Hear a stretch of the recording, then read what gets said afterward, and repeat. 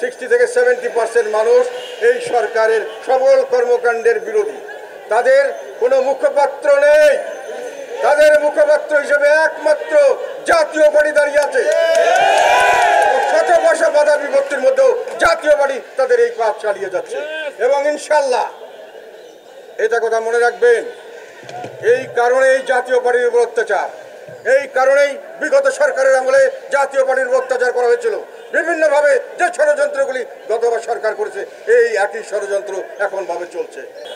এখন সরকারি দলের সবাই মিলে এক হয়ে নির্বাচন করবেন এবং সরকারি দলের থেকে বাইরে যারা আছেন তাদের নির্বাচন করা হবে কি হবে না, যাবে কি যাবে না, এটা নিয়ে নানান ধরনের রহস্য চলছে। তা এখন প্রশ্ন হলো, এই সমস্ত লোকদল কি বাংলাদেশের সকল মানুষকে রিপ্রেজেন্ট করছেন? এর বাইরে কি কোনো লোক নেই? কোনো বিরোধী দল কি দরকার নেই? দেশে কি কোনো বিরোধী কণ্ঠস্বর শোনানোর মতো কোনো প্রয়োজন নেই? বেশিরভাগ মানুষই কি এই কয়েকটি দলের সমর্থক এবং এই কয়েকটি দলেরই ভোট দেবে? আমি মনে করি না।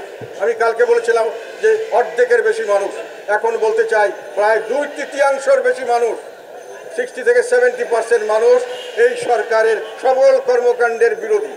তাদের কোনো মুখপাত্র নেই। তাদের মুখপাত্র হিসেবে একমাত্র জাতীয় পার্টি দাঁড়িয়ে আছে। শত বর্ষ বাধা বিপত্তির মধ্যেও জাতীয় পার্টি তাদের এই কাজ চালিয়ে যাচ্ছে এবং ইনশাল্লাহ এটা কথা মনে রাখবেন। এই কারণেই জাতীয় পার্টির উপর অত্যাচার, এই কারণেই বিগত সরকারের আমলে জাতীয় পার্টির উপর অত্যাচার করা হয়েছিল। বিভিন্নভাবে যে ষড়যন্ত্রগুলি গতবার সরকার করেছে এই একই ষড়যন্ত্র এখন ভাবে চলছে। একটা হলো মামলা দেওয়া, মিথ্যা মামলা, সবাই জানে, সকলেই বলছেন মিথ্যা মামলা, তারপরে দেওয়াই চলছেই আর চলছেই। এই মিথ্যা মামলা দিয়ে আমাকে শুধু নয়, আমাদের অনেক নেতাকর্মীকে জেলে রাখা হয়েছে। RICL TMX, যুগের পর যুগ স্থাপনা থাকে মজবুত। জানেন যে মামলা দিয়েছেন সে জানেন, যে উকিল আছে তিনি জানেন, যে ম্যাজিস্ট্রেট আছেন, যে জাজ আছেন ওনারা জানেন এগুলো মিথ্যা মামলা, কিন্তু এনাদেরকে ছেড়ে দেওয়া হচ্ছে না। আমাদের গোলাম কিবরিয়া টিপু প্রায় 8-9 মাস থেকে বোধহয় জেলে, প্রায় 11 মাস থেকে 10-11 মাস থেকে জেলে আছে আমাদের মোহাম্মদপুরের সেলিম, এবং এরকম ছোটখাটো অনেক জায়গায় অনেককে ধরে নেওয়া হচ্ছে। কালকে একজনকে ধরে নিয়ে যাওয়া হয়েছে, অনেক কষ্টে আমরা উদ্ধার করি। প্রত্যেকদিন মামলা দেওয়া হচ্ছে আমাদের লোকদের বিরুদ্ধে এবং তাদের কাছে ডিবি লাগিয়ে রিসার্চ দিচ্ছে, বিভিন্নভাবে অত্যাচার করছে। কেন? এই বিরোধী কণ্ঠস্বরকে বন্ধ করতে হবে। বিরোধী কণ্ঠস্বরকে আপনারা সহ্য করতে পারেন না।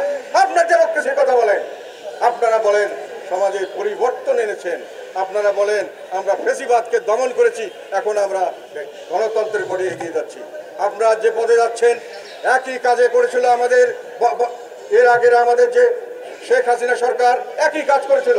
আমাদের মধ্যে গ্রুপিং সৃষ্টি করে কিছু লোককে দলের সুযোগ সুবিধা নিয়ে, সরকারি সুযোগ সুবিধা দিয়ে তাদেরকে ভাগ করে আমাদের বিরুদ্ধে আমাদেরকে ব্ল্যাকমেইল করার জন্য ব্যবস্থা করা হয়েছিল।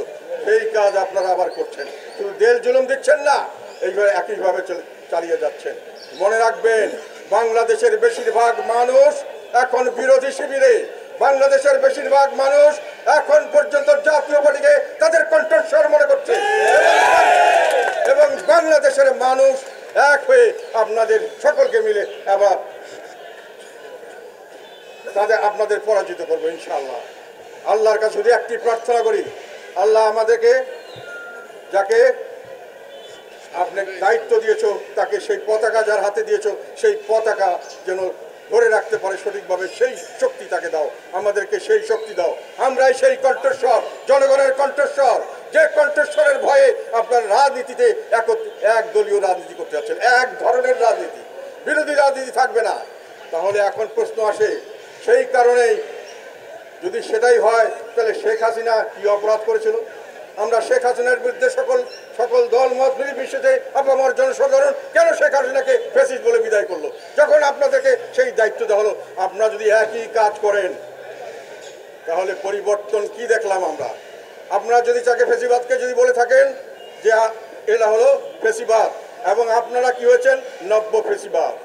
এবং আপনাদের কাজকর্মের বিষয়ে আমি বলতে চাই, যে কথাটা বলেছেন আপনারা নাকি একটা সরকার পরিবর্তন আন্দোলন হয়েছে, একটা বিপ্লব হয়েছে, সেই বিপ্লবের নতুন একটা নামও আমরা শুনলাম, ইনকিলাব জিন্দাবাদ।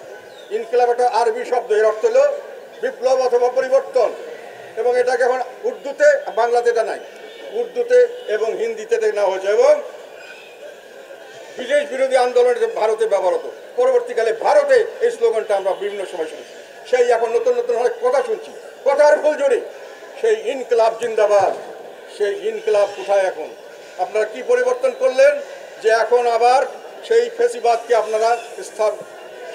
আপনারা আবার পুনরায় এটাকে শক্তিশালীভাবে ফেসিবাদকে নিয়ে যাচ্ছেন, নব্য ফেসিবাদ তৈরি করেছেন। তাহলে পরিবর্তন, ইনকলাব, পরিবর্তন, বিপ্লব কি হলো আমরা জানি না।